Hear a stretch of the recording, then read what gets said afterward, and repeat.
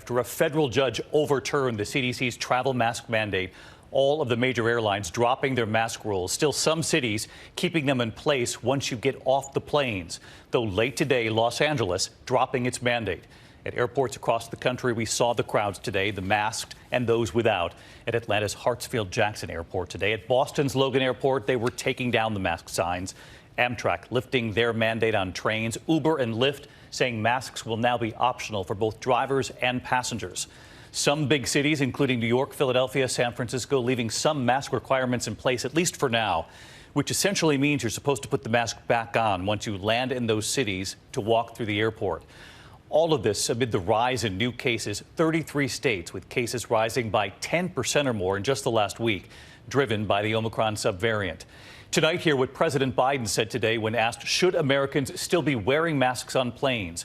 And just in tonight, the Biden administration just moments ago saying it will only appeal this ruling that ended the mask mandate if the CDC believes it's still needed. So now we await word from the CDC. Are they concerned enough about these new cases to push for this appeal? ABC's Gio Benitez covers aviation, and he has the scenes from flights across this country tonight. Just 24 hours after that federal mask mandate was dropped on planes and public transportation, the signs coming down and more masks coming off. I would say like 25% of people were not wearing a mask, and it was not a big deal at all. Does that concern you at all, that the plane may have people without a mask on?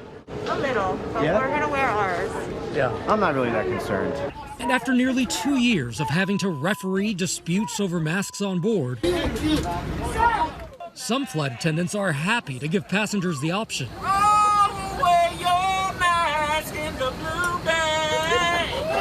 Tonight, the CDC is still recommending masks during travel, but the president today saying airline passengers should make their own decision. Mr. President, should people continue to wear masks on planes?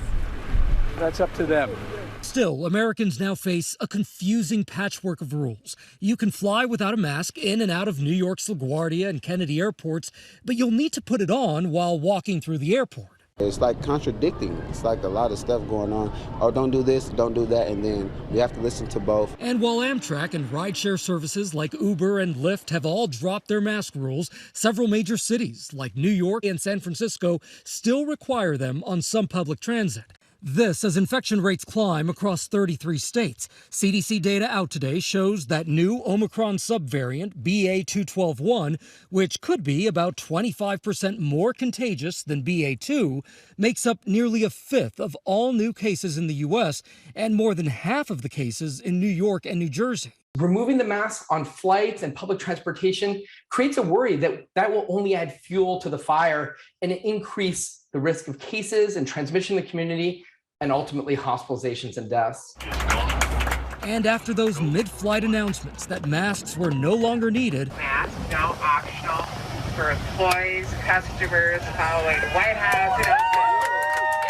some passengers like Brooke Tansley say they were upset and caught off guard. She was flying across the country with her kids who are too young to get the vaccine when her pilot shared the news. I don't begrudge him his excitement.